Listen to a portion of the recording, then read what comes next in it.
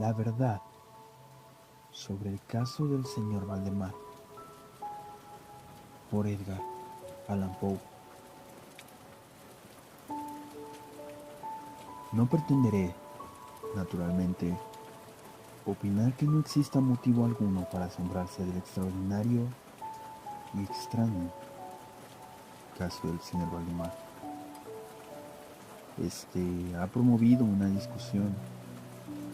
De hecho, sería un milagro que no hubiese sido así, especialmente en tales circunstancias. El deseo de todas las partes interesadas en mantener el asunto oculto, al menos hasta el presente, o hasta que haya alguna oportunidad de otra investigación. Nuestros esfuerzos a este efecto han dado lugar a un retrato mutilado o exagerado que se ha abierto camino entre la gente. Y este ha llegado a ser origen de muchas falsedades desagradables, y, como es natural, de un gran descrédito. Se ha hecho hoy necesario que exponga los hechos, al menos hasta donde yo mismo los puedo comprender. Helos aquí. Durante estos 3 últimos años, ha sido repentinamente atraída mi atención por el tema del mesmerismo o hipnotismo animal. Y hace aproximadamente 9 meses se me ocurrió de pronto que en la serie de experimentos efectuados hasta ahora existía una muy notable e inexplicable omisión. Nadie había sido aún mesmerizado in articulo mortis. Quedaba por ver, primero, si en semejante estado existía en el paciente alguna sensibilidad de influencia magnética. En segundo lugar, si en caso afirmativo estaba atenuada o aumentada por su estado. Y en tercero, cuál es la extensión o por qué periodo de tiempo puede ser detenida la muerte. Había otros puntos que determinar, pero estos eran los que más saltaban mi curiosidad. El último, en particular, dado al carácter enormemente importante de sus consecuencias. Buscando a mi alrededor algún sujeto por medio del cual pudiese comprobar estas particularidades, acabé por pensar en mi amigo, el señor Ernesto Valdemar, compilador muy conocido de la biblioteca forénsica. El señor Valdemar, que había residido principalmente en Harlem, Nueva York, desde el año 1839, es, o era, particularmente notable la excesiva delgadez de su persona, y también la blancura de sus bigotes, en violento contraste con la negrura de su cabello, que últimamente, en consecuencia, era confundido de ordinario con una peluca. Su temperamento era marcadamente nervioso. Este le hacía perfilarse como un buen sujeto para experimentos mesméticos. En 2 o 3 ocasiones le había puesto a dormir sin dificultad, pero me había sentido desafortunado en cuanto a otros resultados. Dado a su peculiar constitución, me había hecho anticipar. Su voluntad no quedaba en ningún momento positiva o enteramente bajo mi influencia. Y respecto a la clarividencia, no puedo resaltar nada que sea digno de mención. había yo atribuido siempre mi fracaso a estas cuestiones relacionadas con la alteración de su salud. Algunos meses antes de conocerle, sus médicos le habían diagnosticado una tisis comprobada. Era en realidad costumbre suya hablar con toda tranquilidad de su cercano fin, como de una cuestión que no podía ni evitarse ni lamentarse. Respecto a estas ideas, cuando se me ocurrieron por primera vez, pensé naturalmente en el señor Valdemar. Conocía yo la firme filosofía de aquel hombre como para temer cualquier clase de escrúpulos por su parte, y no tenía él parientes en América. Le hablé con toda franqueza del asunto y ante mi sorpresa, su interés pareció vivamente excitado. Digo ante mi sorpresa, pues, aunque hubiese él cedido siempre, nunca había demostrado algún interés o simpatía por mis trabajos. Su enfermedad era de las que no admiten un cálculo exacto con respecto a la época de su término mortal. Solo por último, convenido entre nosotros, que me mandaría llamar 24 horas antes del periodo anunciado por sus médicos como el de su muerte. Hace más de 7 meses que recibí el siguiente mensaje del propio Valdemar. Mi querido señor P, ¿puede usted venir ahora? D y F están de acuerdo en que no llegaré a las 12 de la mañana.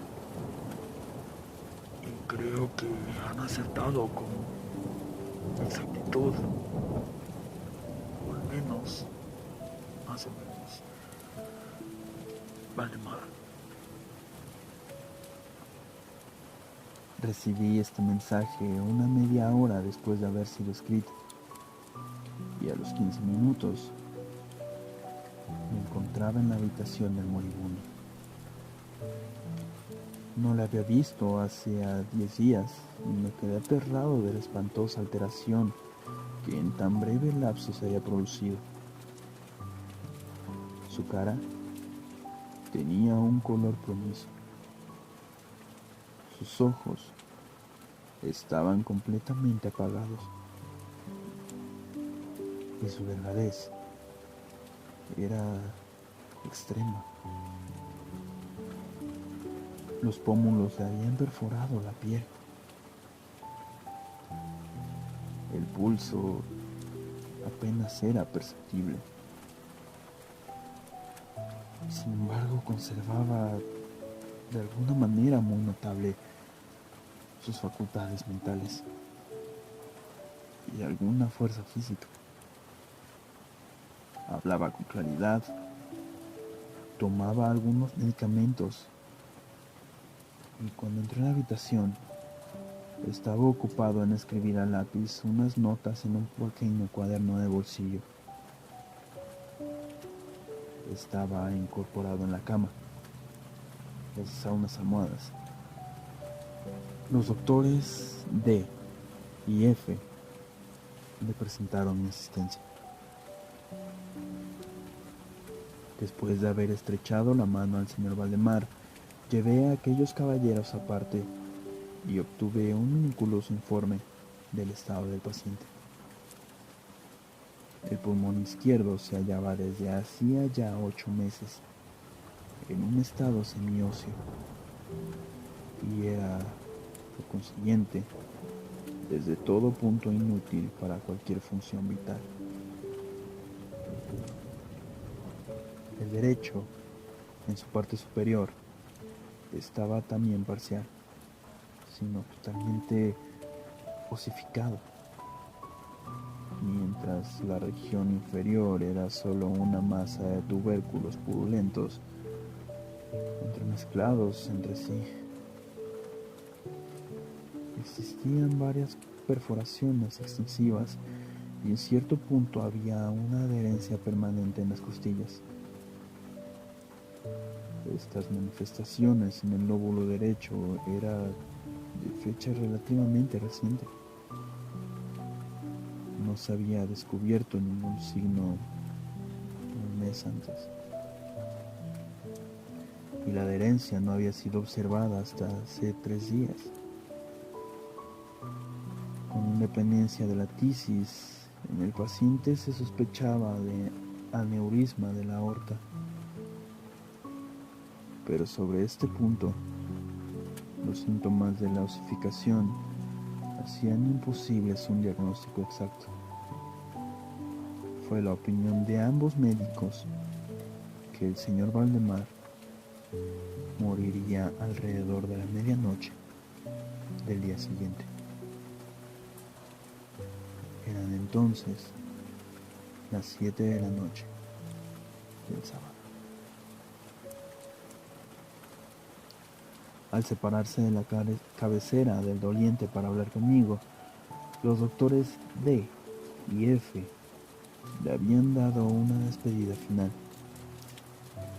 No tenían intención de volver, pero a requerimiento mío consintieron en venir a visitar al paciente hacia las 10 de la noche del día siguiente. Cuando ellos se habían ido, hablé libremente con el señor Valdemar sobre su cercana muerte, así como en especial del experimento proyectado. Se mostró decidido, con la mejor voluntad, ansioso de efectuarlo, y me apremió para que comenzase enseguida.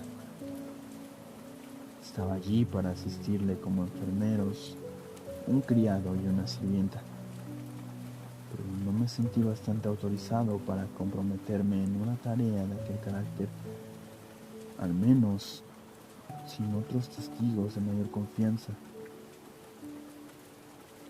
Iba a aplazar la operación hasta las 8 de la noche siguiente, cuando la llegada del estudiante de medicina con quien tenía yo cierta amistad, el señor Teodoro L., me sacó por completo de apuros. Mi primera intención fue esperar a los médicos, pero me indujeron a obrar enseguida. En primer lugar, los apremiantes ruegos del señor Valdemar. Y en segundo lugar, mi propia convicción, pues aquel hombre se hundía con rapidez. El señor L. fue tan amable que accedió a mi deseo de tomar notas de cuanto ocurriese, y gracias a su memorándum puedo ahora relatar la mayor parte. Faltarían unos 5 minutos para las 8, cuando, tomando la mano del paciente, le rogué que manifestase al señor L. lo que claramente me permitiría su estado, y que el señor Valdemar estaba completamente deseoso de que yo realizara el experimento mesmerizándolo en aquel estado. Replicó él, débilmente, pero en modo muy audible.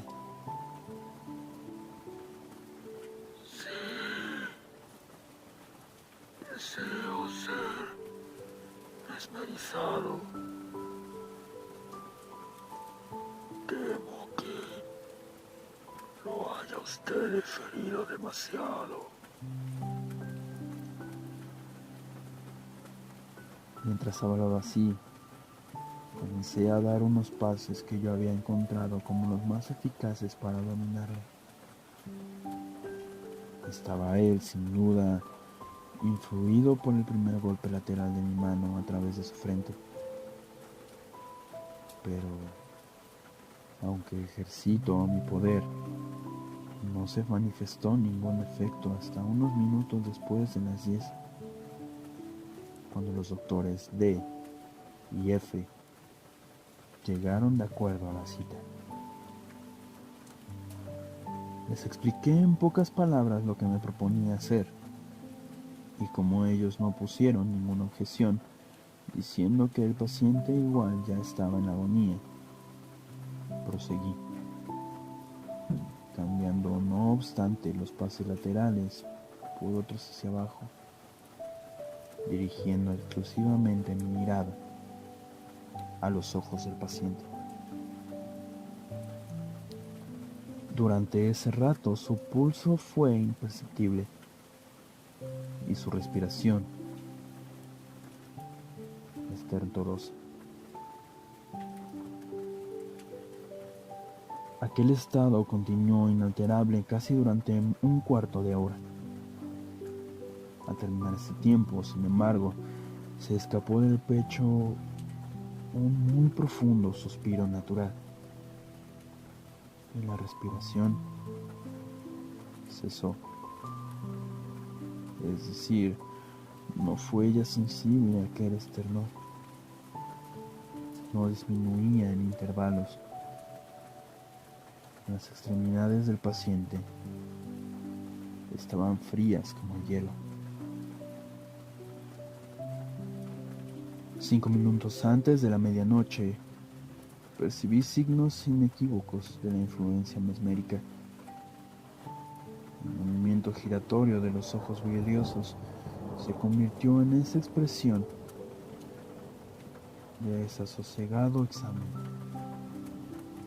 que no se ve excepto en casos de sonambulismo y que no se pueden confundir. Con unos pocos pases laterales hice estremecerse los párpados, como en un sueño incipiente, y con otros 4 más se los hice cerrar. No estaba yo satisfecho con esto, a pesar de todo, por lo que proseguí con mis manipulaciones de manera energética y con el más pleno esfuerzo de voluntad, hasta que hube dejado bien rígidos los miembros del durmiente. Después de colocarlos en una postura aparentemente cómoda, las piernas estaban estiradas por completo, los brazos de igual manera, descansando sobre el pecho a una moldeada distancia de los riñones, la cabeza ligeramente levantada. Cuando hube realizado esto, era exactamente la medianoche. Le rogué a los caballeros ahí presentes que examinasen el estado del señor Valdemar.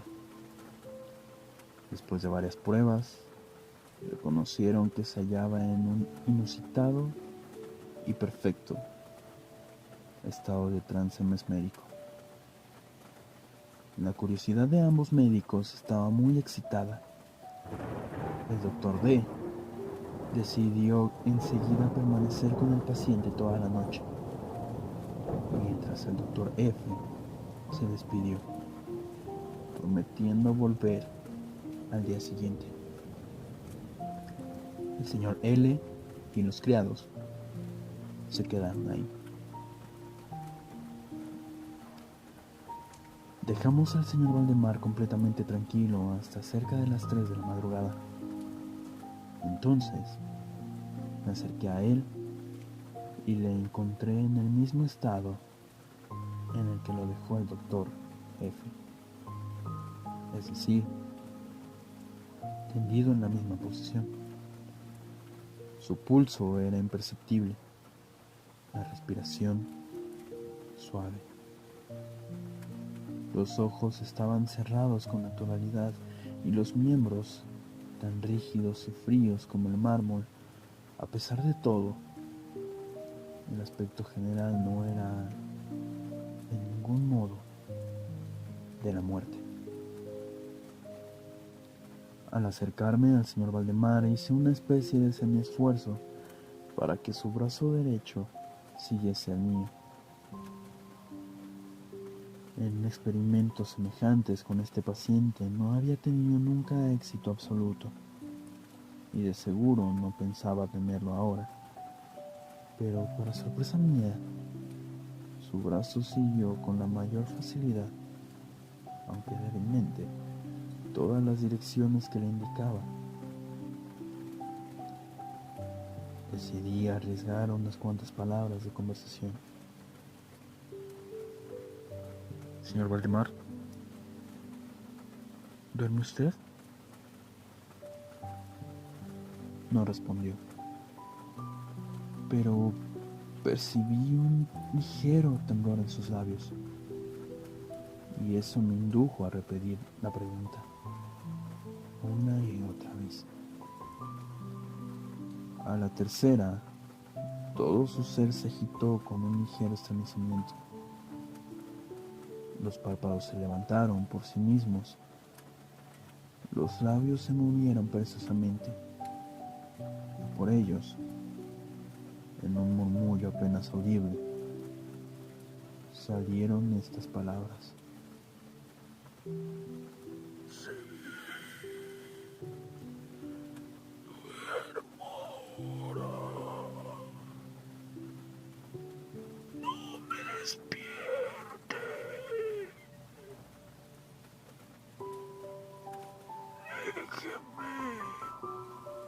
Morir así.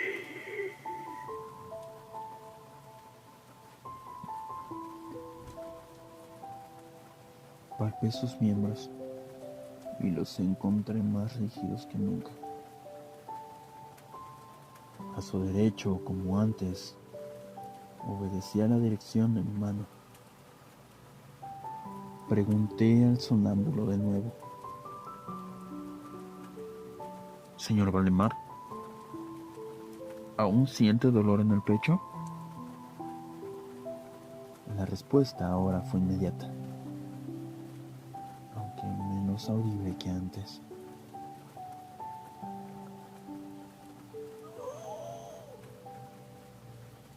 Siento dolor. Estoy muriendo.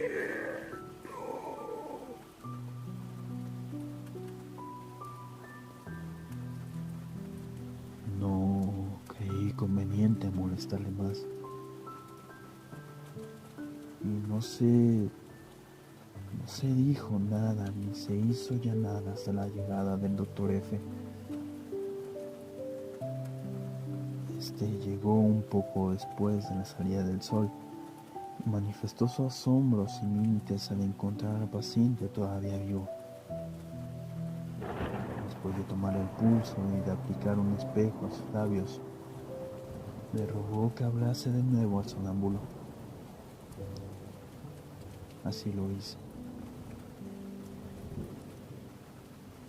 Señor Valdemar, ¿sigue usted durmiendo? Como antes, pasaron algunos minutos antes de que la respuesta fuese hecha. Y durante este intervalo, el moribundo pareció resurgir sus energías para hablar. Al repetirle por cuarta vez la pregunta, dijo él muy débilmente, de un modo casi inaudible.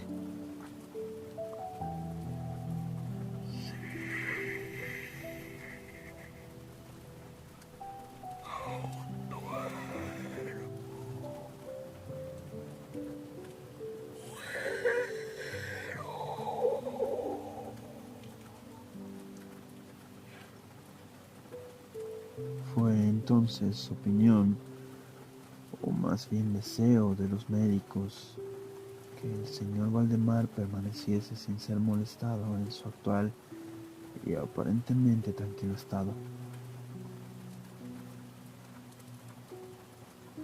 hasta que sobreviniese su muerte,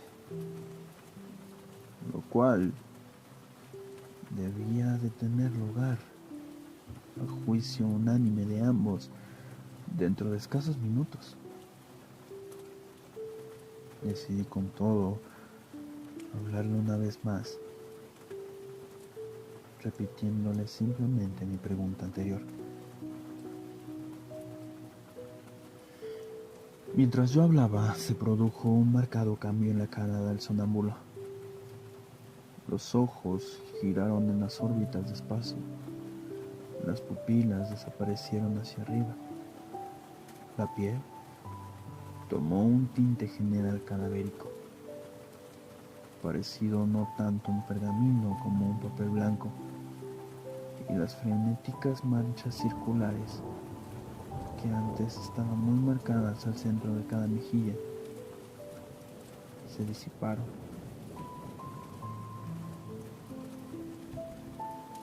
Empleo esta expresión porque lo repentino de su desaparición me hizo pensar en una vega apagada con el soplo. El labio superior al mismo tiempo se retorció, alzándose entre los dientes, mientras la mandíbula inferior cayó con una sacudida perceptible, dejando caer la boca abierta por completo y al descubierto, a simple vista, la lengua hinchada y negruzca. Supongo que todos los presentes estaban acostumbrados a los errores de un hecho mortífero, pero el aspecto del señor Valdemar era en aquel momento tan espantoso y tan fuera de lo imaginable que hubo un retroceso general alrededor del lecho. Siento ahora que he llegado a este punto de este relato en que todo lector sobrecogido me negará crédito. Es mi tarea, no obstante, simplemente proseguir.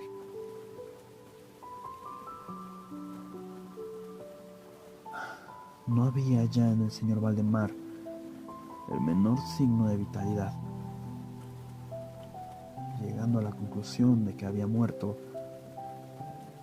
le dejamos a cargo a los enfermeros. Observamos un fuerte movimiento vibratorio en la lengua. Esto quizá duró un minuto. Al transcurrir de las separadas e inmóviles mandíbulas, salió una voz tal que sería una locura intentar describirla. Hay, por cierto, 2 o 3 epipetos que podrían serle aplicados en cierto modo. Puedo decir, por ejemplo, que aquel sonido era áspero, desgarrado y hueco, pero el espantoso conjunto era indescriptible, por la sencilla razón que sonidos análogos no han hecho vibrar nunca el oído de un humano. Había, sin embargo, 2 particularidades que, así lo pensé entonces, y aún lo sigo pensando, pueden ser tomadas justamente como características de la entonación, como apropiadas para dar una idea de su espantosa peculiaridad. En primer lugar, la voz parecía llegar a nuestros oídos, o por lo menos a los míos, desde una gran distancia, o desde alguna profunda caverna subterránea. En segundo lugar, me impresionó cómo las materias gelatinosas o viscosas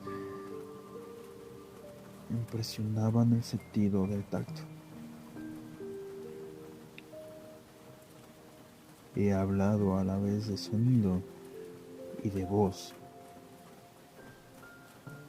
Quiero decir que el sonido era de un silabeo claro, o aún más asombrosa y espeluznantemente claro. El señor Valdemar habló, sin duda, respondiendo a la pregunta que yo le había planteado minutos antes. Le había preguntado cómo se recordará si seguía dormido. Y él dijo ahora: Sí.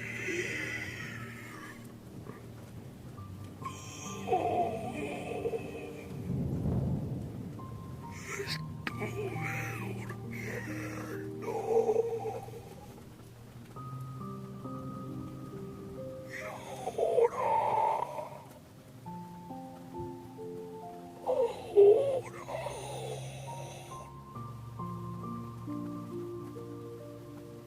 Estoy muerto.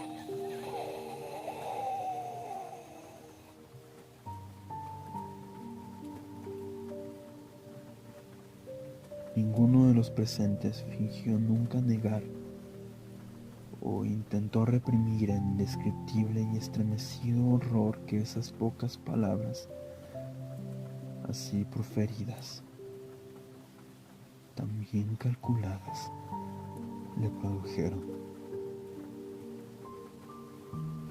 El señor L. se desmayó. Los criados huyeron inmediatamente de la habitación. No pudimos inducirles a retomar.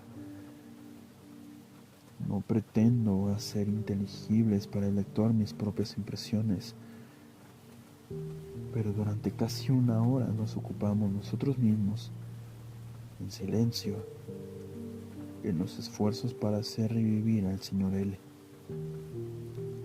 Cuando volvió en sí, proseguimos juntos de nuevo al examen del estado del señor Valdemar.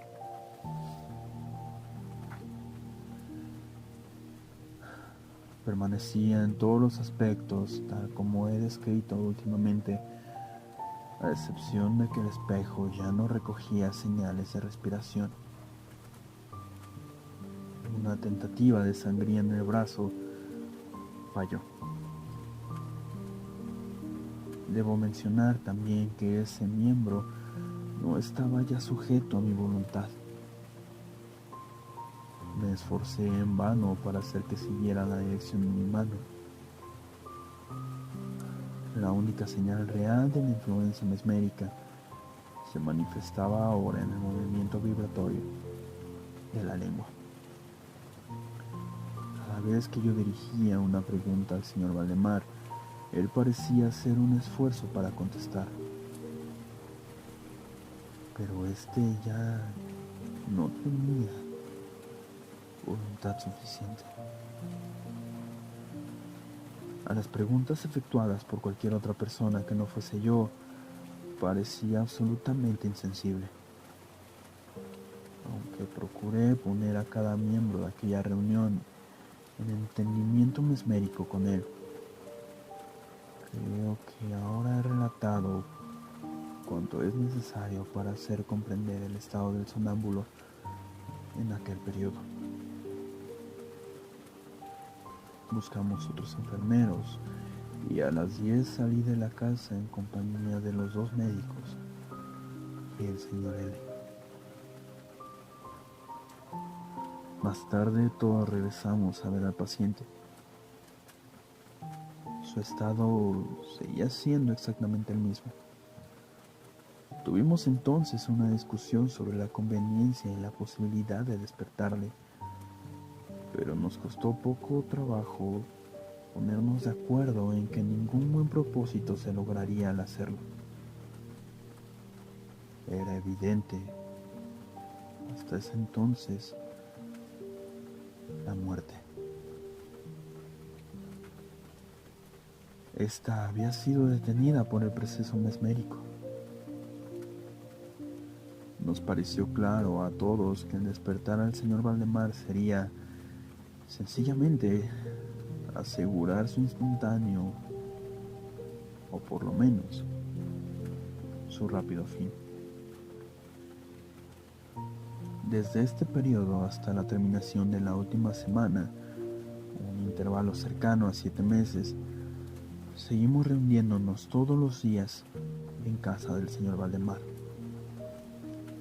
De cuando en cuando nos acompañaban médicos y otros amigos.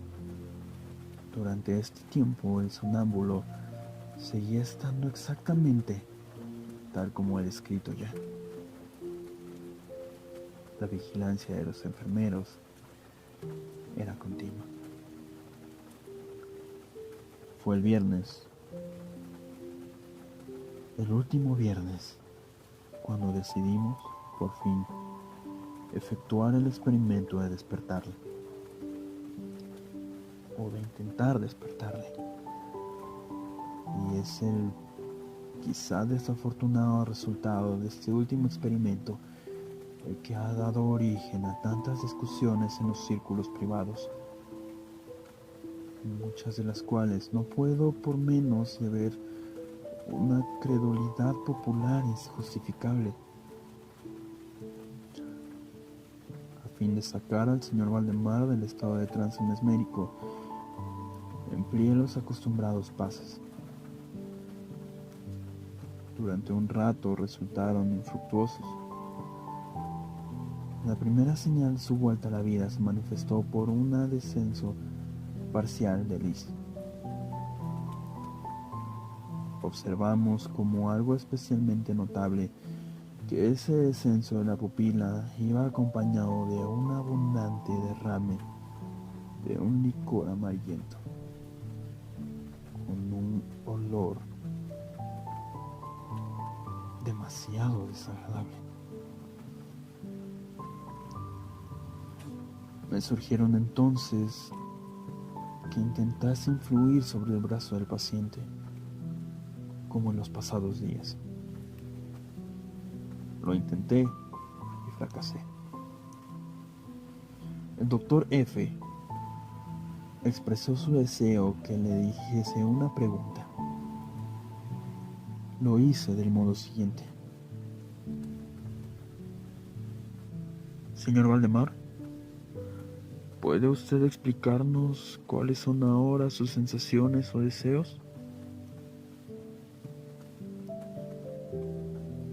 Hubo una reaparición instantánea de los frenéticos círculos sobre sus mejillas. La lengua se estremeció, o más bien se enrolló violentamente en su boca. Y por último, la misma horrenda voz que ya he descrito antes pronunció: Por el amor de Dios,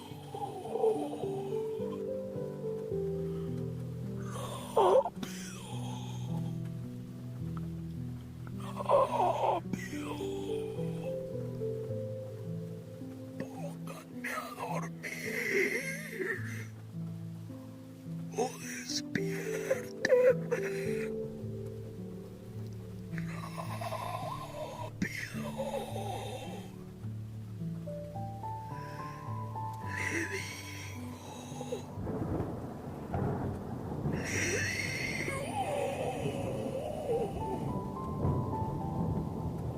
Estoy muerto.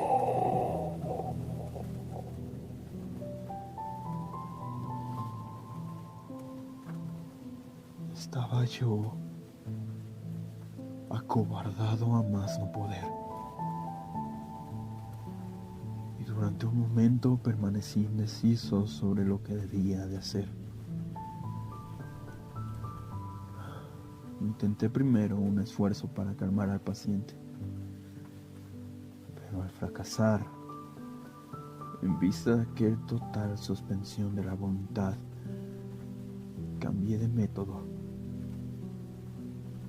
y luché por despertarle. Pronto vi que esa tentativa iba a ser un éxito completo,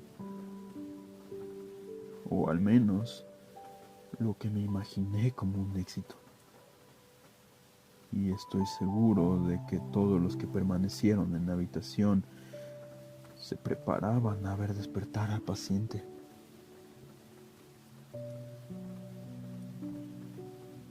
Pero lo que ocurrió realmente, sin embargo, es desde todo punto imposible.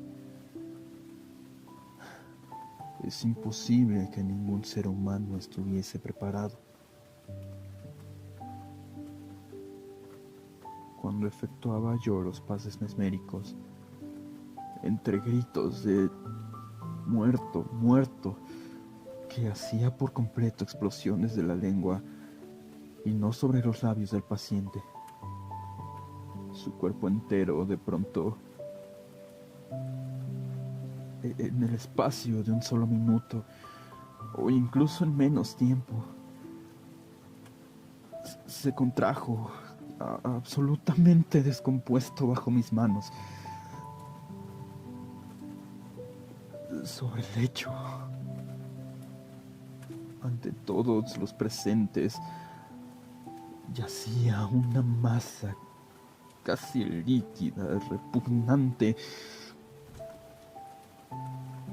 de aborrecible putrefacción. El cuerpo, el cuerpo del señor Valdemar estaba podrido en su cama, en mis brazos.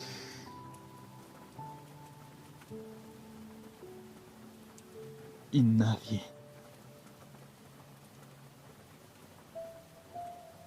estaba preparado